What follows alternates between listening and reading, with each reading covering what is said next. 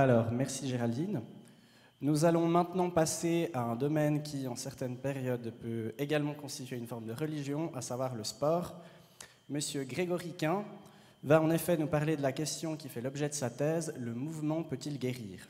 Nous allons donc explorer avec lui les liens entre sport et médecine. La vie de Monsieur Quin est faite de mouvements, puisqu'après avoir étudié à Strasbourg, il a obtenu son doctorat aux universités de Lausanne et de Paris-Descartes en 2010. J'ai donc le plaisir de lui passer la parole. Merci.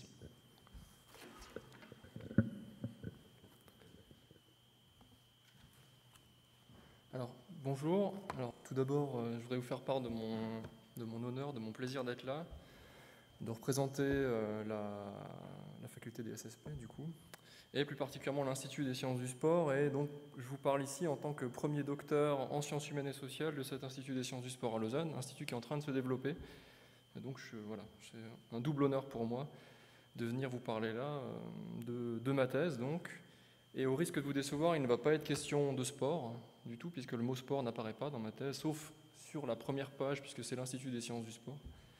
Sinon, il est bien question de mouvement, d'exercice physique, d'activité physique, ou alors de pratique d'exercice corporel, qui est le concept que j'ai retenu en tout cas dans ma thèse. C'est donc un premier point à retenir.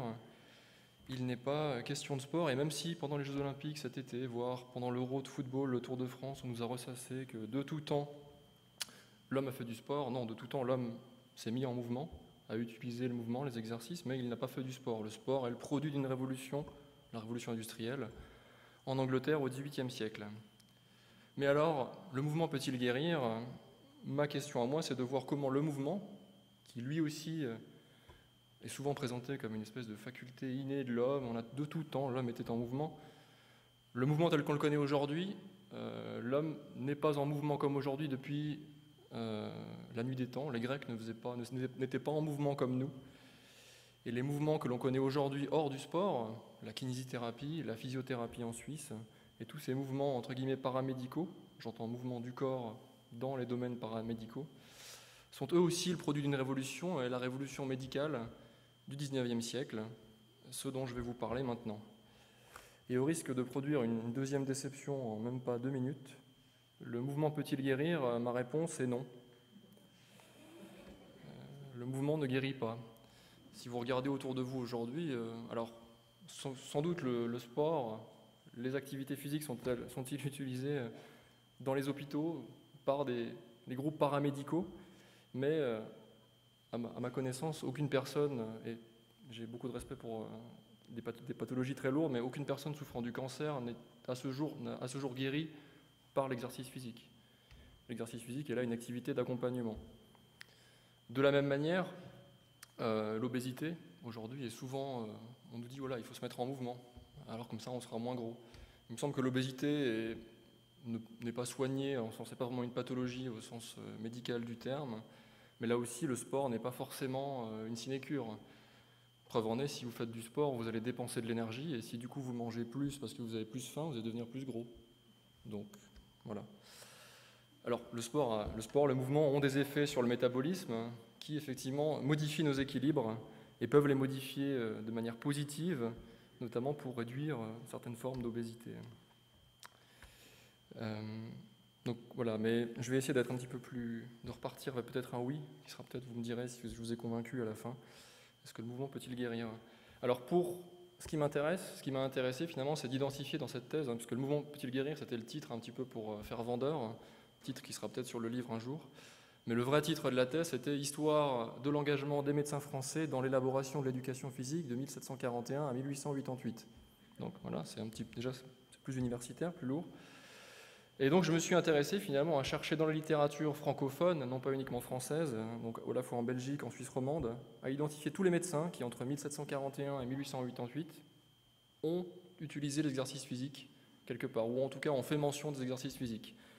Ce qui représente un corpus assez important. La bibliographie de sources de la thèse fait déjà 120 pages, juste de références. Donc j'ai identifié tous ces médecins et j'ai essayé de les mettre eux aussi en mouvement, de les répartir dans leur espace, et surtout de m'intéresser à ce à quoi ils s'intéressent, qu'est-ce qu'ils essayent de soigner, puisque finalement, ma thèse, c'est plutôt l'histoire d'un fantasme, soit guérir par le mouvement, ou alors plutôt l'histoire du dicton, c'est l'intention qui compte.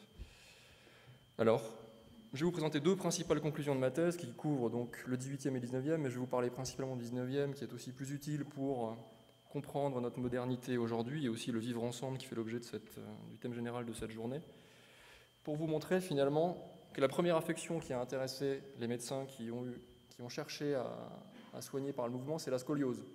Alors vous savez qu'on a une colonne vertébrale qui est normalement, disons, courbe, d'avant en arrière, et il y a une pathologie qui s'appelle la scoliose, qui est quand la colonne a une courbure latérale sur le côté. Et donc c'est cette première pathologie que les médecins ont cherché à soigner dans la première moitié du 19e siècle. Ils se sont rendus compte qu'effectivement, beaucoup de gens souffraient de scoliose, et beaucoup de femmes. Parce que là, vous avez vu, toutes les représentations sont des femmes, ce qui évidemment a intéressé doublement les médecins, qui ont toujours eu cette sensibilité pour le corps féminin. Et donc, ils se sont dit, avec l'exercice, on va sans doute réussir à redresser ces femmes. C'est l'objet de cette fameuse thèse de Georges Vigarello, le corps redressé. Simplement, l'effet finalement du mouvement sur la scoliose est relativement modeste. On ne soigne pas la scoliose par le mouvement. On peut redonner du tonus musculaire, ce qui peut éventuellement favoriser un redressement, mais ça va plutôt être une activité d'accompagnement d'une chirurgie où on va sectionner des muscles qui seraient trop tendus ou des choses comme ça, plutôt que de soigner en propre la pathologie. Mais surtout, les médecins passent à côté finalement de ce qui est encore aujourd'hui une réalité, c'est l'idiopathie de la scoliose. L'idiopathie, c'est un terme un peu médical très compliqué, mais encore aujourd'hui, 3 filles souffrent de scoliose pour un garçon. Et finalement, le problème, c'est pas tant l'absence de mouvement, c'est que la croissance de la colonne vertébrale féminine a lieu pendant la puberté. Et pendant la puberté, une bonne partie du métabolisme, métabolisme féminin donc, des jeunes filles est utilisée pour la croissance, notamment de l'appareil génital, etc. Et donc la colonne vertébrale reçoit moins du métabolisme et donc est plus fragilisée. Et comme en même temps elle croît, elle est plus fragile, donc plus de scoliose. Donc le problème n'est pas tant le mouvement que d'être passé à côté de ce fait, finalement, que les femmes souffrent plus de scoliose, mais qui peut aussi être contre-productif de leur faire encore en plus de l'exercice. Parce que si déjà le métabolisme ne suffit pas à consolider les colonnes vertébrales, leur faire de l'exercice, finalement, c'est quasi criminel. Je passe. Et donc, les médecins, vont développer tout un attirail, effectivement, de salles de gym qui peuvent évoquer certaines des salles de gym contemporaines. Ici à Montpellier, chez le docteur Delpech, où on voit effectivement un certain nombre d'appareils, alors plus ou moins, disons, originaux, ici de la balançoire, où on voit les filles qui sont accrochées en dessous. Alors, vous voyez qu'à gauche, elles sont très très haut, et qu'on peut effectivement s'interroger sur effectivement, la faisabilité d'un tel exercice. Ici, on recommande la descente d'échelle à l'envers, où on voit bien que c'est la suspension plus que le mouvement que l'on met en avant en espérant finalement produire un redressement de la colonne vertébrale. Et on a surtout la création, la fabrication de lits orthopédiques, où on va tout bonnement tirer les jeunes filles en leur mettant une espèce de corde au cou et en tirant sur les chevilles, et en se disant qu'on va tirer comme ça. Donc là, on n'est plus vraiment dans le mouvement, on est plutôt dans la torture, mais disons ce sont ce genre de dispositifs qui ont été créés. Et le tournant arrive au milieu du 19e siècle, où là, à l'initiative de quelqu'un qui n'est pas médecin, c'est d'ailleurs assez surprenant, celui qui est souvent présenté comme le premier physiothérapeute français, Napoléon Lenné, à l'hôpital des enfants malades. Donc vous le voyez ici à 75 ans, il avait une constitution relativement robuste pour l'époque, où l'espérance de vie était bien en dessous de 50 ans. Et à son initiative, on va s'intéresser plutôt aux affections nerveuses.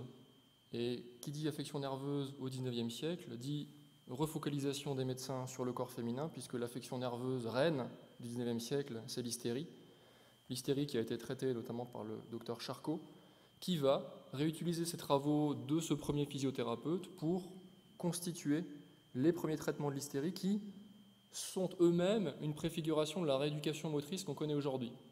J'en veux pour preuve les travaux que je vais vous montrer tout de suite d'un certain docteur Frankel, qui a travaillé avec le successeur de Charcot à la Salpêtrière à Paris, successeur de Charcot qui était Fulgence Raymond. Et donc, contre ces affections nerveuses, je repasse sur la diapo d'avant, où on voit que l'hystérie serait vue comme une espèce de perte de contrôle du corps, où les mouvements deviennent, disons, désordonnés. On va mettre en avant une rééducation motrice faite de gestes simples. Ici, vous avez simplement des exercices de marche, où à droite, on a ici des hommes qui marchent en contrôlant bien qu'ils marchent dans les empreintes de pas que vous voyez sur l'image qui est à votre droite. Vous voyez qu'on a dessiné des pas au sol et les patients devaient marcher dans ces pas. Et on espérait du coup là, en leur demandant une concentration sur leur mouvement, les guérir ou en tout cas accompagner une guérison qui aurait pu être engagée par ailleurs avec de l'électrothérapie ou d'autres formes thérapeutiques. Alors finalement ma réponse a-t-elle changé ? Alors, à partir de l'étude du 19e siècle, on se rend compte que c'est compliqué de soigner par le mouvement, que la réponse n'est pas oui, puisque selon ce qu'on veut soigner, on ne peut juste pas le soigner avec le mouvement. Les effets du mouvement ne sont pas efficaces, d'une certaine manière. Mais on comprend aussi mieux les ambivalences contemporaines, notamment toutes ces campagnes contre l'obésité, enfin, disons, visant à atténuer l'obésité étant plutôt une pathologie sociale, d'une consommation débordante que, en tout cas plus en pourcentage, c'est plutôt ça que des vraies pathologies au sens physiologique. Mais on voit aussi les ambiguïtés des discours médicaux. Et donc on ne peut pas dire oui, on ne peut pas dire non. Donc c'est bel et bien l'histoire d'un fantasme, ou l'histoire du dicton, c'est l'intention qui compte. Et le mouvement reste finalement plutôt hygiénique, une activité d'accompagnement en fait, qu'il faut mettre en avant, qu'il faut défendre, et dont il faut s'assurer de sa présence dans les hôpitaux, jusque dans les services d'oncologie. Parce que finalement, faire du mouvement, c'est ce qui nous constitue comme être humain, puisqu'on est toute notre vie en mouvement.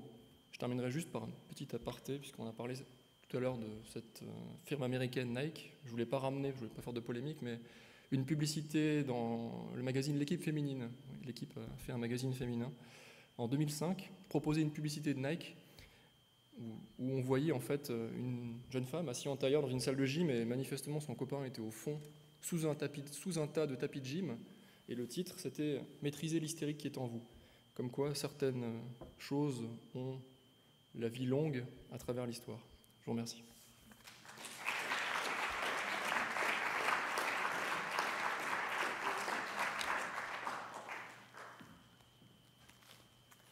Merci beaucoup. Alors, je passe la parole maintenant à vous, public. S'il y a des questions dans la salle, nous sommes à votre écoute.